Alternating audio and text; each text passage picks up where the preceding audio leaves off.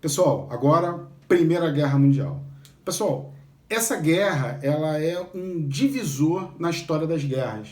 Antes de 1914, nós tínhamos um formato de guerra que se modifica completamente a partir de 1914. A Primeira Guerra Mundial inaugura uma nova era na forma de fazer combate, um uso de tecnologia em larga escala. Na verdade, a Segunda Revolução Industrial serviu à Primeira Guerra Mundial com muita dedicação. Equipamentos com poder de destruição cada vez mais letais foram produzidos pelas fábricas, especialmente da Europa, no final do século XIX. E isso acaba significando que essa guerra de 1914 passa a ser conhecida como a Grande Guerra. Detalhe, os dois lados que estiveram em conflito se entendiam como vitoriosos com facilidade, tanto que se observarmos como é que a mobilização das tropas aconteceu, tanto do lado liderado pela Alemanha, como pelo lado liderado por franceses e ingleses, nós temos muita motivação dos jovens que iam para o fronte, todos muito confiantes, todos com a ideia de que o triunfo seria a grande consequência. Bom, pessoal, olha só, antes da guerra começar, o clima já era horrível, era a chamada paz armada. Os dois blocos se armando até o último fio de cabelo possível, os dentes já cerrados, todos com muita vontade de ir para a frente de batalha, porque, como eu tinha dito ainda há pouco, o desenvolvimento industrial serviu a esses fins. Então esse momento é chamado de paz armada, um momento de tensão entre os dois blocos. Vamos entender como é que esses dois blocos se formaram. De um lado nós tínhamos a Tríplice Entente, ou Entente Cordiale, formada pelos países inimigos da Alemanha. França, porque tinha problemas com a Alemanha. A França tinha perdido uma guerra para a Alemanha em 1861, a Guerra Franco-Prussiana. Essa guerra deu origem ao Segundo Reich, ao Segundo Império Alemão, e isso gerou muita frustração entre os franceses, porque a fundação do Segundo Reich foi dentro do Palácio de Versalhes. E essa fundação acabou sendo encarada de uma forma muito negativa por parte dos franceses, que inclusive criaram o termo revanche para ser usado, né, para poder dar o troco aos alemães. A rivalidade com a Inglaterra era por conta da hegemonia mundial. A Inglaterra era a grande produtora de produtos industrializados na Europa naquela época e a Alemanha era o que mais crescia, o que mais ameaçava o domínio inglês. Com a Rússia, o problema vai ser na região dos Balcãs. O que são os Balcãs? É uma região, pessoal, que fica no sudeste da Europa. Essa região tinha um domínio quase que completo do Império Austro-Húngaro. Entretanto, existia um país ali que era independente, a Sérvia. A Sérvia era um país de origem eslava, assim como a Rússia. A Rússia tinha interesses em chegar ao Mediterrâneo, por isso uma aproximação muito forte com a Sérvia. Um movimento nacionalista conhecido como pan-eslavismo.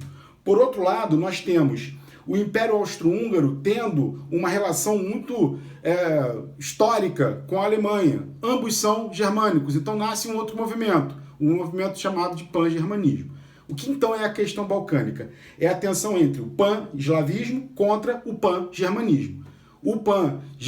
Dentro do pan-germanismo, o interesse alemão qual era? De construir uma linha ferroviária que passava por dentro da região, ligando sua capital Berlim até Bagdá. Isso daria muito lucro para os negócios alemães. E pelo lado russo, o interesse de chegar ao Mediterrâneo, como eu falei ainda há pouco. Então nós temos França, Inglaterra e Rússia formando a Tríplice Entente ou Entente Cordiale, ou seja, os inimigos da Alemanha. Observação, esses países não tinham lá um histórico muito interessante de proximidade, não. França e Inglaterra participaram de trocentas guerras um contra o outro, Guerra dos 100 anos, Guerra dos 7 anos. A Rússia também não era um país que tinha uma grande harmonia com a França, só lembrar de Napoleão, que tentou invadir a Rússia, e a Guerra da Crimeia com a Inglaterra. Tá? Então, o que eu quero que vocês entendam, que esses países tinham aspectos comuns nesse momento, eles são pragmáticos nesse momento. Tá? Qual é a convergência que existe? Eles têm um inimigo comum chamado Alemanha. E a Alemanha, por sua vez, tenta puxar para o seu lado países que tivessem, por algum motivo, algum tipo de proximidade com ela. É o caso do Império Austro-Húngaro. Os austríacos são germânicos também, assim como os alemães. E a Itália? A Itália é puxada para o lado alemão por conta da partilha do continente africano. São muitas as explicações para que a Primeira Guerra Mundial tenha se iniciado em 1914. Uma delas é a partilha colonial. Essas potências europeias fatiaram a África, fatiaram a Ásia e tentaram cada uma pegar a melhor parte possível. Só que entre elas não houve um consenso. A Alemanha se sentiu muito prejudicada, assim como a Itália. Por isso a Alemanha tenta puxar a Itália para o seu lado.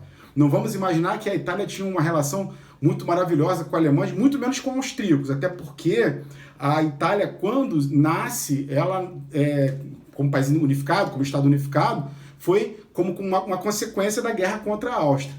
Então, as convergências momentâneas foram decisivas para a formação desses dois blocos, Tríplice Entente e Tríplice Aliança. Tá? E agora era questão de um motivo bobo, qualquer coisa, para a guerra começar. Só que o motivo não foi tão bobo assim, foi um assassinato.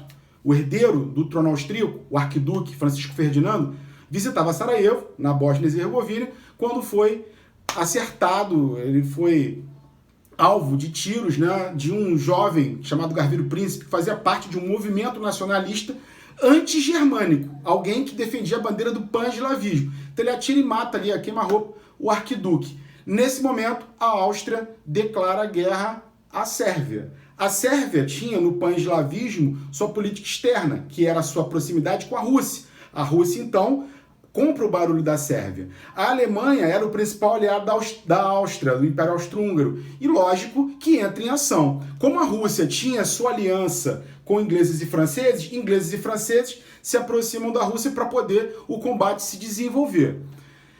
E a Itália? A Itália muda de lado. Ela acaba indo para o lado de ingleses e franceses, saindo do lado alemão, e no lugar da Itália entra o Império Otomano, um poderoso império do Oriente Médio, talvez o último grande império muçulmano que tenha existido, e que foi protagonista ali do conflito. Assim começava a Primeira Guerra Mundial em 1914. E essa guerra, pessoal, ela acaba sendo devastadora para uma geração inteira e ela quebra um conceito que se tinha até aquele momento dos europeus, né, que eles estavam numa Belle Époque.